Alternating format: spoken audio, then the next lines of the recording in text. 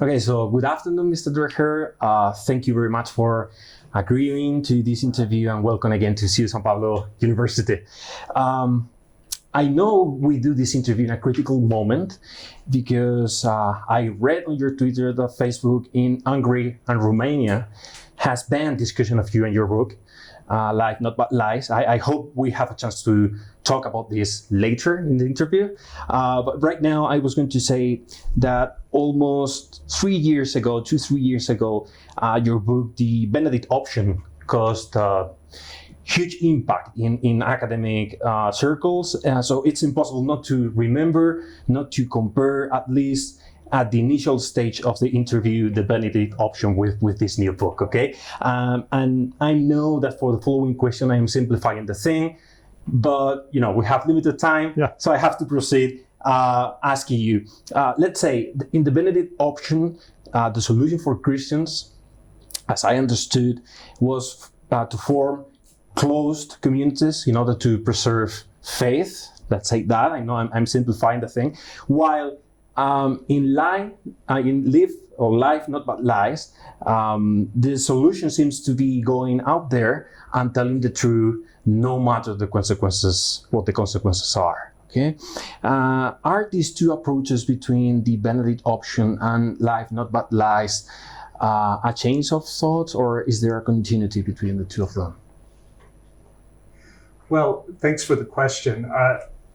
One of the things I struggled with the Benedict option is trying to make it clear to people that I was not calling on Christians to leave the world and go head for the hills and, crouch down and wait for the end.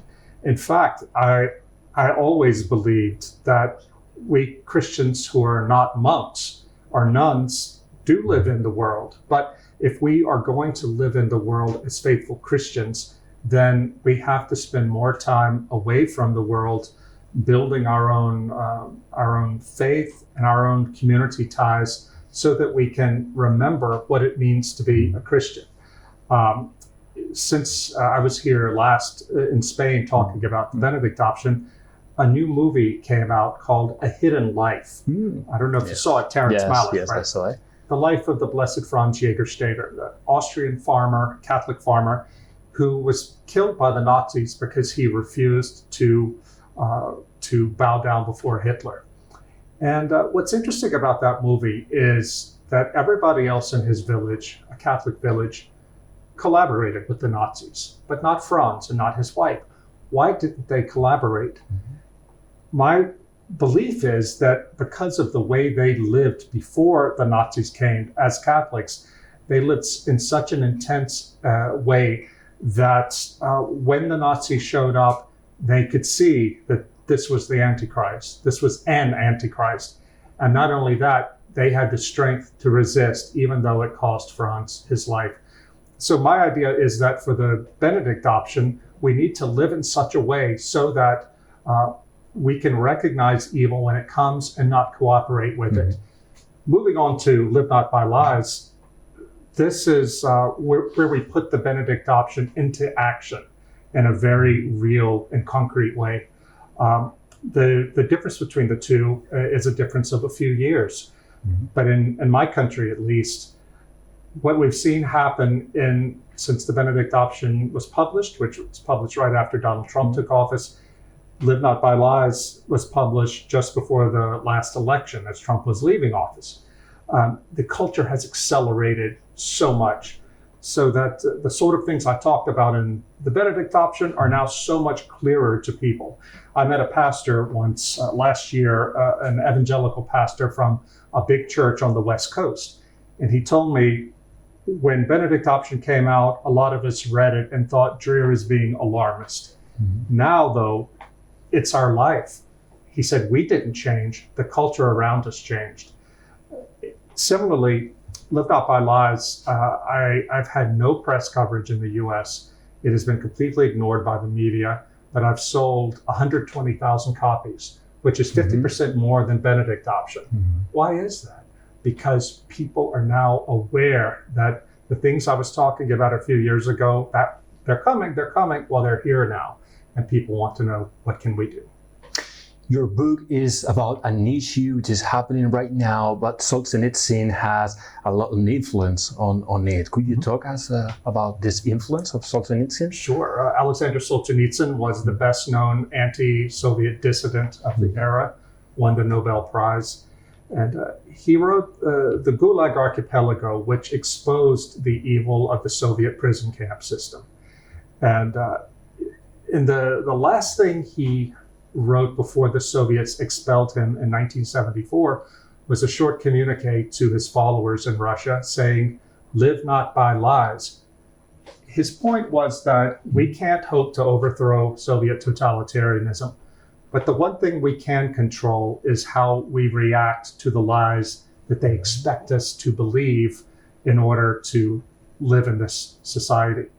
He said, he told his people, don't live by these lies. Do not say anything that you don't believe. If you're present at a meeting where one can't speak the truth, then leave.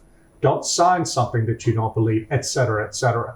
This was a small way of defiance, but he said it's so important because it shows that ultimately our spirit can't be defeated. Believe it or not, Václav Havel, the future president of a free Czechoslovakia, he said something very similar in 1977 when he was a dissident playwright in Czechoslovakia.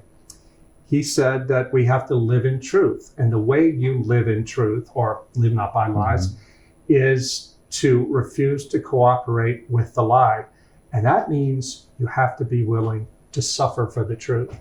That suffering for the truth is something that we have all got to learn how to do if we are going to live in truth as we move into this soft totalitarian system. You begin your book with something as ordinary as a pizza shop. You take us to a pizza shop. This is shocking and surprising for the people searching for or expecting something very intellectual, but almost every page of your book has ordinary situations, ordinary life situations similar to this. Why is that you chose to use ordinary situations and testimonies, real testimonies, to articulate your thoughts? Because that's how people really learn about them.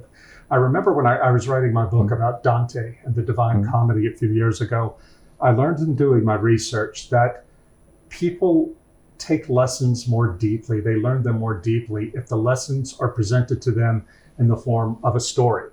So, for example, scientists gave test subjects a nonfiction paper that made certain moral points, and then they gave them a story that made the same points but told it in the form of a narrative.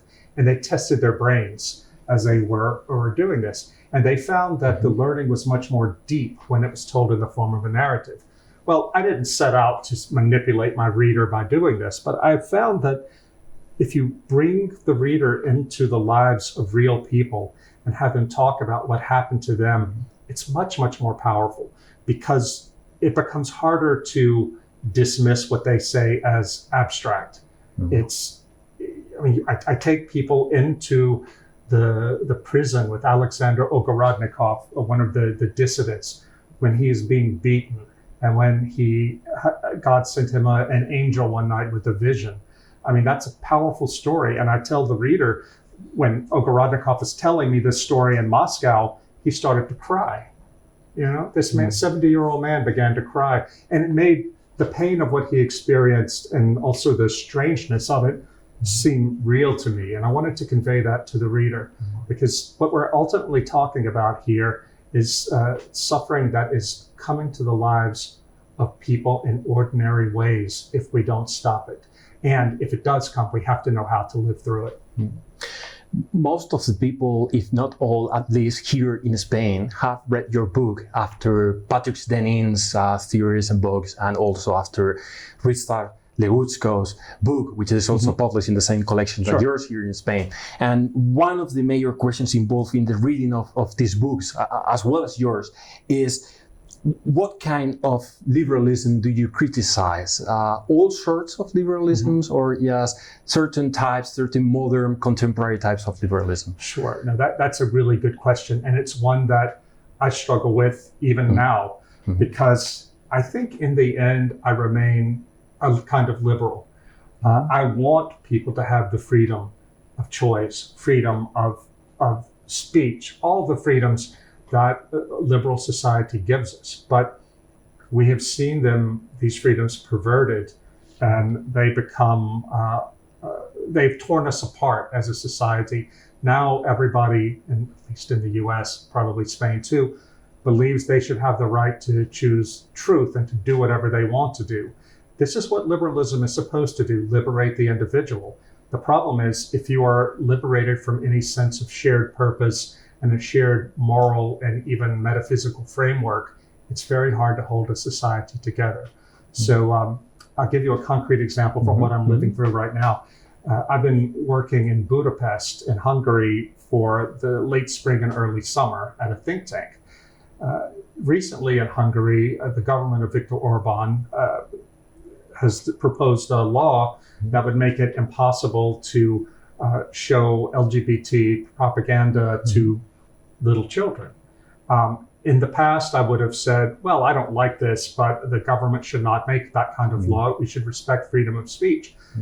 But in the past 5 or 6 years, I've seen this propaganda increase massively in the US. It has become so overwhelming, and little children are now kindergarten age coming in and saying, am I a boy? Am I a girl? This is so fundamentally destructive to society that kind of liberalism, I think, is going to be the death of society. So the problem I have in my own thinking is it even possible to save the kind of liberalism that I think is healthy and the kind of liberalism that I want to live under? And if not, what is the alternative? Maybe it's even worse. I don't know if I'm translating this properly because I have read the book in Spanish, but you have a concrete expression like warriors of justice or social justice warriors. Social justice warriors, okay. Who are these social justice warriors? Could you do a quick portrait of them for our viewers?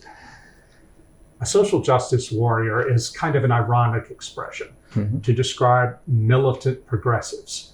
Now, most people agree social justice is a good thing, but these militant progressives have become so angry about it and so intolerant, they act as if every single question is a question of war. And they don't want to discuss anything. They tell you what you must think, and if you dissent, then they punish you. So this is what has replaced liberal discourse. Normal liberal discourse is exchanging ideas and reasoning our way through it. That's a kind of society we used to have. That's a kind of society I want. But now the social justice warriors have made that completely impossible. If you disagree with them, you're not just wrong, you're evil and must be silenced. Let's continue talking about these social justice warriors. There is a moment in your book, and again, these are not the exact words because I'm translated from the Spanish into English. You say the weapons of Bolshevik and Nazis hard totalitarianism were violence and blood, while the weapons of warriors of justice are tears. What do you mean? Which are these weapons of the so-called social justice warriors? Yeah, it's amazing what has happened. This is why I call it soft totalitarianism. In order to force their views on everybody else, the social justice warriors say that you're hurting us, you lack compassion. Look at the suffering of these people. How can you be so hostile to their suffering? In fact, it's a way of manipulation.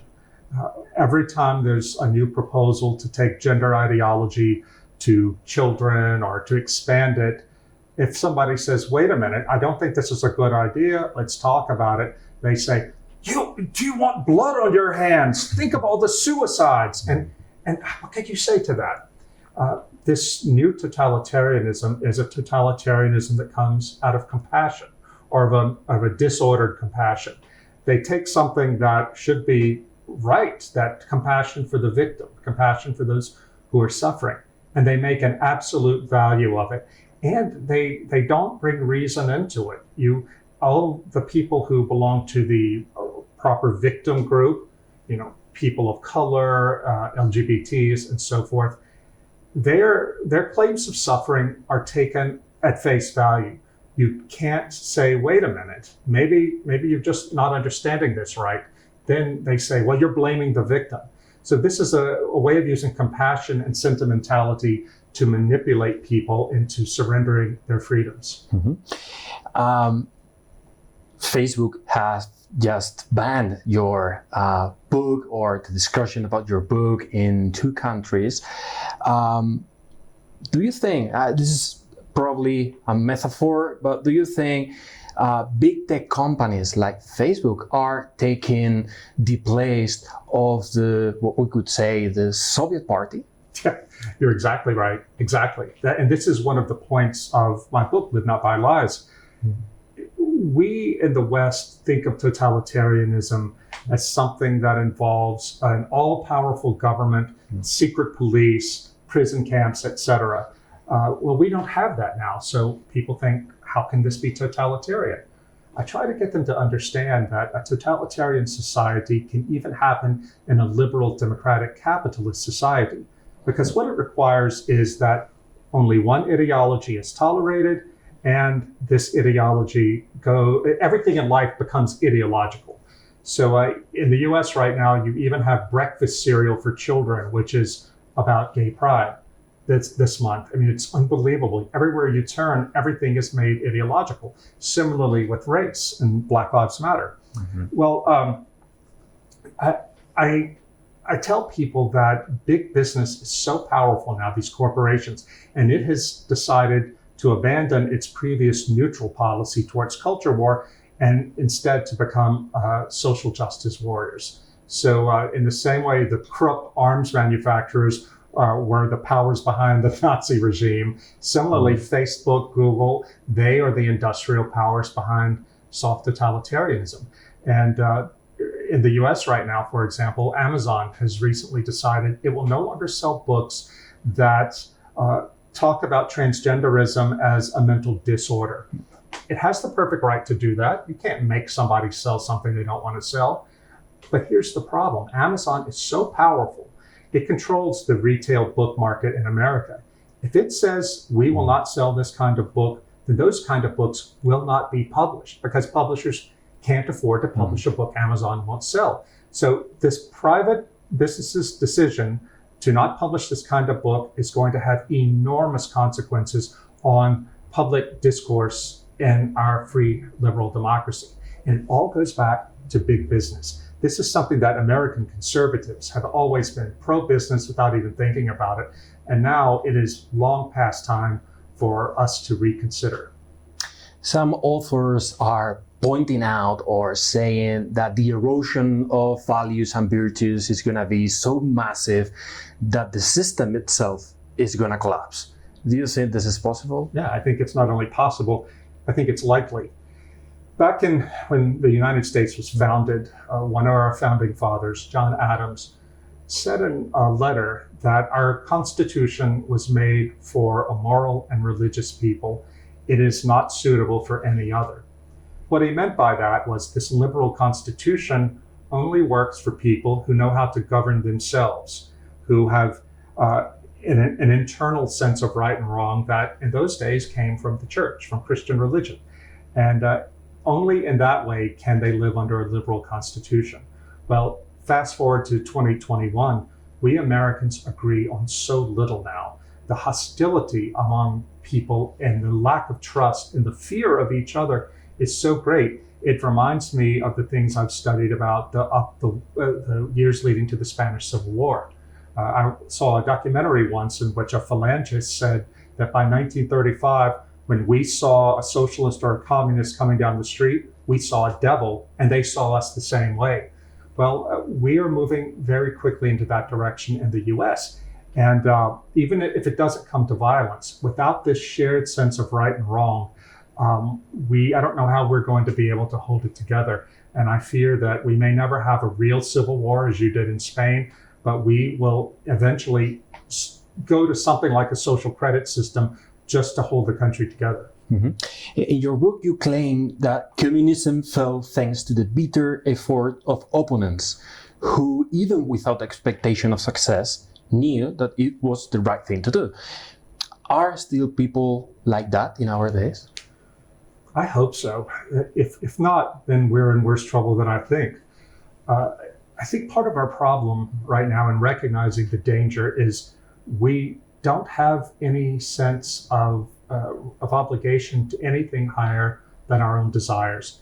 This is not true for every single person, but generally speaking, we have come to think, at least since the 1960s, of the good as being the sum total of individuals' desires.